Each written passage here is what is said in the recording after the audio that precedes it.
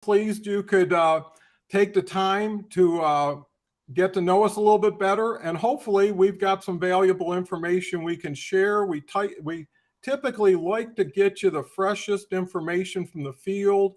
And what we're talking about on a regular basis is what are we learning? What are we seeing? What are we feeling that we can transfer to you? And you can feel the experience too. But more importantly, move forward on LinkedIn. Tara? Yeah, so I had a really interesting experience today. And honestly, take notes on this one because through a comment on a social Saturday thread, I was able to land a meeting with a very large customer. So now this couldn't have happened on this deal that I'm working on without an effective headline. So it's really important to have an effective headline because when you comment on someone else's post and in their feed, what shows up is a little tiny picture of you and then your headline and then whatever your comment is. So if your headline doesn't say exactly what you do, who you help, what problem you solve for them, and some kind of a call to action, they don't know why they should connect with you, why they should do business with you. Make it explicitly clear in that headline what you do, who you serve, what problem you help alleviate, and then a call to action at the end. I found that that is the magic formula for me. Anyway, but I posted on a social Saturday thread, and this is just a good reminder of you never know who's Mm-hmm. watching. Um, and on my headline it said, stuff about branding, right? And how I help people with LinkedIn. Well, my comment was, reasons why you should connect with me. And the first thing was, I believe in kindness in all aspects of life and business. Well, would that sounds nice. Wouldn't you want to connect with a business leader that has that same core value that you do? So I'm not shy about sharing my core values about things that I believe in because that's how you attract opportunities to you, I found. So it's a mixture of a really effective headline that grabs the attention, is very explicitly clear what you do, who you serve, what problem you help, and then make an authentic comment and message that shows who you are and what you believe in. And when you do that, people pay attention. And it's led me to this a massive opportunity that I would not have been able to get otherwise. Very powerful lesson there. Oh, I mean, that is so empowering Yeah. because it shows the strength and value of what LinkedIn can support you with if you bring the right ingredients to the party. And Yeah. I believe Tara understands that if you don't show, the cycle as far as where it begins and where it leads to, how would the person you're talking to know that? And you can't make them work, you can't make them think. And I think Tara also touches on the psychology of LinkedIn is because people don't relate because they don't feel safe, they don't feel someone's trustworthy. So you have to establish, like Tara did, your belief system. Like we started the show with, it's how do you make people feel, because that will last longer than how do you make people think. And time is so precious. Who does someone want to spend it with? So half of the work is making someone believe they're not alone, that they can do it, that there's a way, and that with you, that could make the difference. And I think that's what me and Tara want to promote is really getting down to results. And results are key. The beauty of it is when you're in a pull marketing strategy where people are now coming to you from what you put out there, like LinkedIn Live, then you already know they have met you a little bit. They understand why they're calling you. And now maybe they have a specific issue that you can focus on, save the qualifying time. And I found in my life, that it only took 2 or 3 lucky meetings or interactions that put me on a whole different trajectory. And on LinkedIn, you have to really figure out what's important to you, but more importantly, what's important to them. Yeah. And make what's important to you what's important to them, so you can continue to be a step ahead. And people, if you're going to identify yourself as a leadership, you need to lead, right? So anyways, Tara, that was fantastic. So, how are you finding LinkedIn Live to be? I think it's a great tool, and you have to utilize all the tools of LinkedIn in order to have a really effective approach. But LinkedIn Live is one of the best ways because it really showcases who you are as an individual. People can see you interact live. They can really get a feel for you. And by the way, if anybody is watching this right now, drop some comments. Let us know where you're from. Oh yeah, that's right. We said we'd do Yeah. that this time. I know it. I know it. It's because we get so wrapped up in conversation. But yeah, let us know where you're from. What country, city, or state, or whatever. Because we love hearing from people. But LinkedIn Live is so important. It's a vastly underutilized resource. Not many people do it, and there's so much attention that can be gained and traction that can be gained from LinkedIn Live that other marketing tools don't quite, have that grasp on. So allowing people to see your gestures, your mannerisms, how you interact as a human being, right? And the inflection of your voice, and just when they hear you and they see you, this, I found that, it used to be, in the old days, it took a long time for people to form a really, actually call someone their friend. But with LinkedIn Lives and with LinkedIn, you can call somebody your friend in just a matter of weeks because you feel like you already know them on a deeper level. And you actually can get a sense of their personality. And it doesn't matter if you've never met them in person, you already have that feeling of friendship and just likability factor that's there. And what's more important in business than having people like and trust you and call you their friend? And then before you know it, they want to do business with you. So it's not about sales, it's about adding value, and you do that by showing people who you really are, and this is a great avenue to do it in. I think that's perfect because, in a sense, everything on LinkedIn is an audition. So a lot of times you're showing what you can do before you're engaged to do it. You show how you deal with interactions, if you're punctual, if you're responsive, if you're thoughtful, if you're kind, all those things start adding up to allow you to qualify for them. Most people are looking at the other person and sizing them up and saying, okay, what can I help them with? What can I promote with them? Whatever the case, but you're under review at the same time. And the other thing I think is time is important from a standpoint of evolution. So if you look at your connections today that were formed over the last couple of years, look at where you've come in the last couple of years and when you met them and what you were promoting and communicating to what you are now, which allows you an update.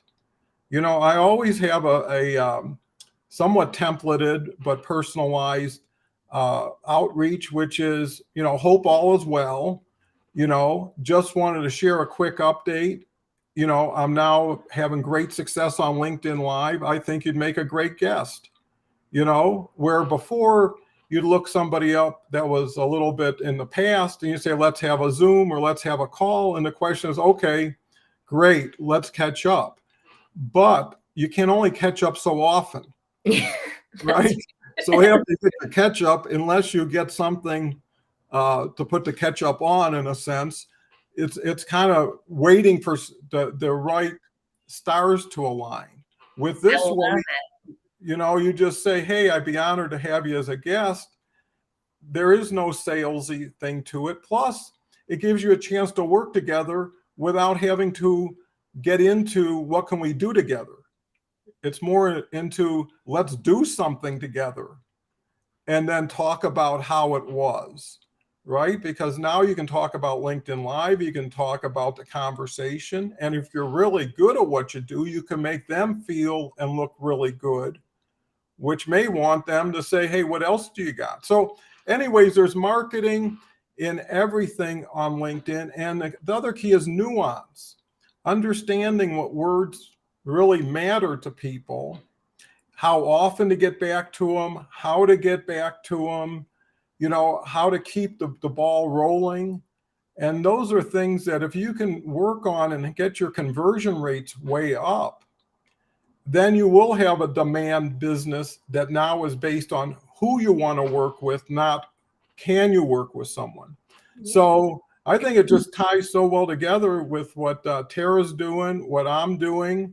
And so what's going forward? What's exciting plans? Well, I love that. I just want to hit on one thing that you said because it is so powerful. And this is something that I preach all the time. Add value, don't sell. So, Mhm. so many people are trying to sell constantly all day long and wondering why they're not having success. Well, it's because you didn't add value. So your approach and my approach is totally different. We are value driven, value add. So instead of saying, hey, would you like a Zoom call and interrupting somebody's day? These are very busy people that we tend to work with. Mhm. How about I add value to you first?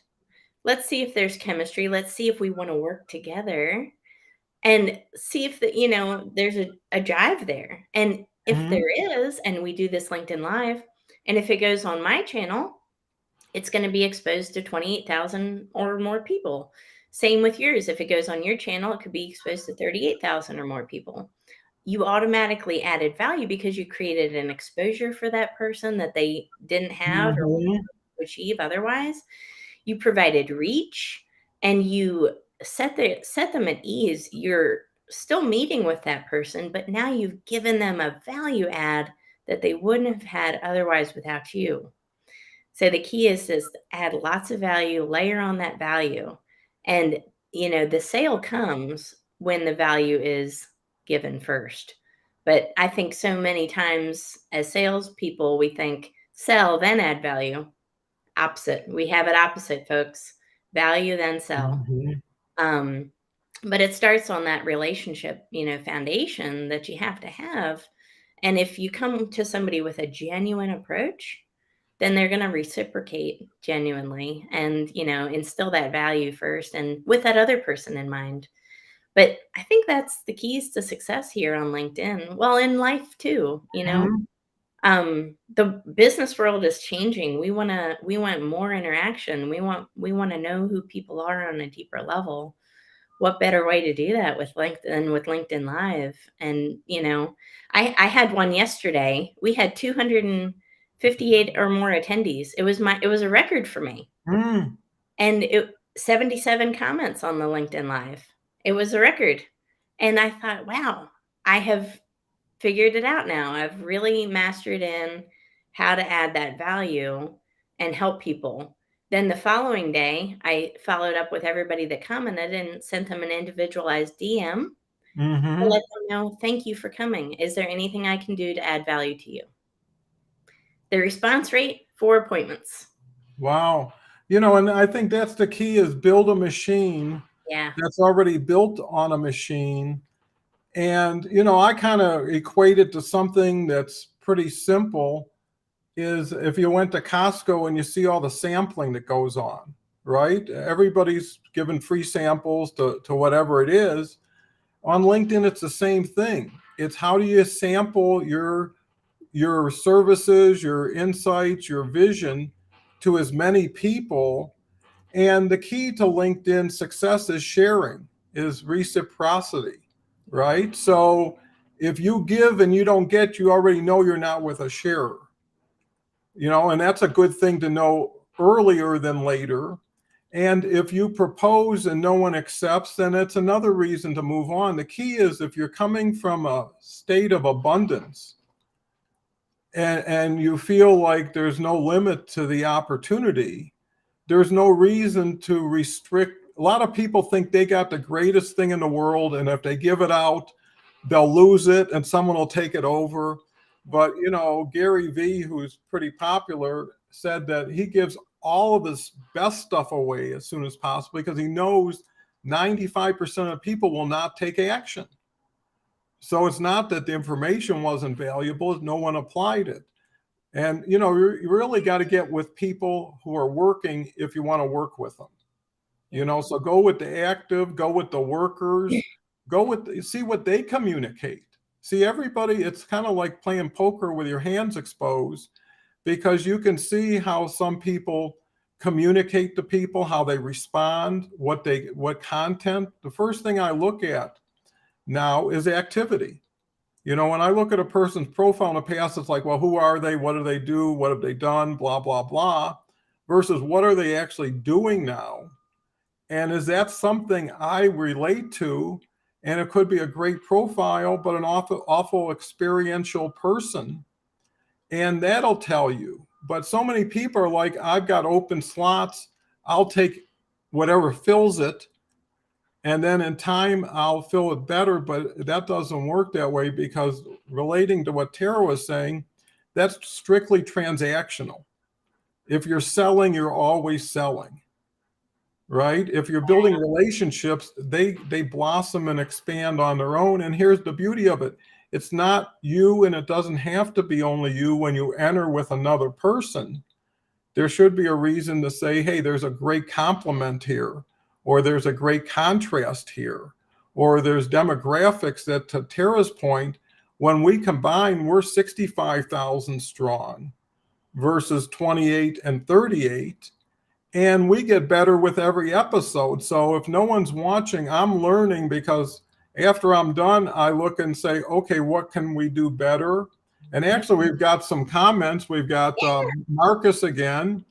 We got Ethan from Bangkok. Marcus says the co-hosting is some external software. No. It actually, you have to go through a third party like Restream. And then Giles, thanks for another promising session. Hazrat Ali, you know, we're starting to get an audience, and that's really the key, is having enough patience and time context not to expect too much too soon, right? So undersell, over deliver, oversample. I think it's just like Tara says, it's just simple common sense and courtesy that wins the day in anything. Yep. I love what you said. If you're selling, you're always going to be selling. And that is so true. If I know I'm tired of hunting, I'm tired of it. I'm at the point in my life where I want to attract opportunities. I want to attract the right customer. And you do that with a genuine approach, with that value add, with that reciprocity, and as you said, with that spirit of abundance. If you're selling, there's always a limited mindset because you're always chasing. You're always chasing. I don't have to chase. I attract. Same as you. And that's what we're doing right now. We're creating lots of value, giving away lots of useful information for people, because the key is we want people to live better, more successful lives. And we've seen it through ways of LinkedIn, just like this, where you can attract opportunities and where you don't have to chase as much. And really, that's what it's all about. But finding somebody in your network that you can pair with, like we did, that has that same core value structure, where you have a good chemistry with, that also, I mean, we've looked at our similar connections, Don. Even though you have 38,000, I have 28, there's not a lot of mutuals. There's not. I think we only have like 2,000 mutuals. So we're getting exposed to lots of different, you know, connections, people that I wouldn't be able to necessarily touch, or you. So it's really interesting, the organic approach of this that it can have, and the implications of growth overall that you can have just by doing this, you know, instead of a one-to-one leverage, a one-to-many leverage. It's really important. Yeah, leverage is key. And while you were talking, I was just thinking that what two people and more bring is third-party validation, right? Because if Tara's talking about Tara, it's not as valuable as if I say somebody, you got to check Tara's, you know, YouTube out or whatever. and vice versa, but also it's benefiting from association, right? So if someone doesn't know you and they know the other person, all of a sudden they know you a lot better and they meet you differently than as a stranger, right? So wouldn't you like to be introduced by someone who has credibility and respect versus knock knock, I want to introduce myself. And if you can save steps, you can get more relevant faster, right? So if it's not the niceties that it takes to get a Zoom call, what you have to do, and I think Tara really spelled it out, and I think it's the best takeaway today, is you got to bring as much value as you can because other people are trying to provide value. Other people know how to do LinkedIn too, right? So you want to be head and shoulders above everybody who's doing it well, not just people who aren't doing it. And the bigger the gift, the bigger the appreciation for the gift. And here's another thing: when do you stop giving? Some people never start, and when they do, they give it kind of, with hesitancy Mhm. or reluctance, or they wonder, am I doing too much? Uh, until you got everything you want, you're not doing enough. Let's just say that.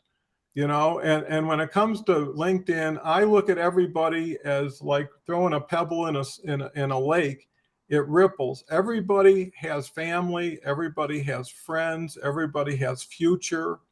What do you want to do with it? And if you could just change your trajectory, change your path, change the people you're with, it could be right there for you. And that should generate a sense of urgency. And hopefully me and Tara project urgency in an enthusiastic way, not in a pressure way or a stress way. But if you're not having fun on LinkedIn, if you're not reaching the levels that you think you deserve, then you should get in touch with me and Tara, or someone like me and Tara in your network, or somebody you really respect. And I know one thing that's so powerful is when you ask for help in a nice way, you almost always get it. I know the only reason I don't do more is people don't present themselves in a way that makes me want to do more. But I think that's key: honoring people, respecting people, being a fan of people, and sharing that with your voice should be able to you know create a collaboration, right? So anyways, I know we covered a lot of bases. Time really flies. I know. But that's why I guess we keep doing it, because we can never get it all done in one. uh, so Tara, any closing words? Yeah, so I've been on LinkedIn Live every single day this week with a different host, and it's been awesome.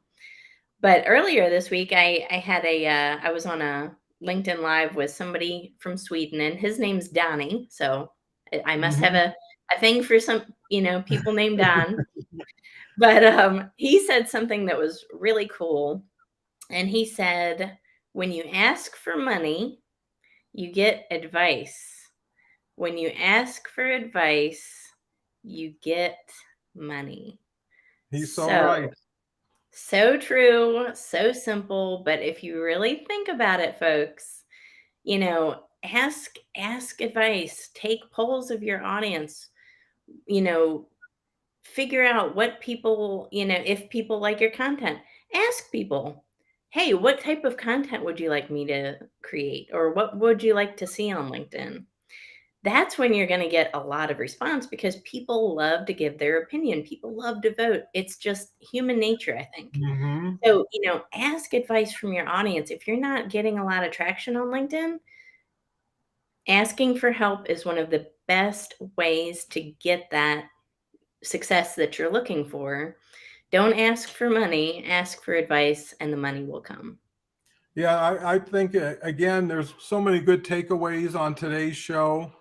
And, it makes me think, as it makes everybody think, of what we're talking about when we hear it. And it just enlightens a little bit more of maybe some areas that were a little opaque.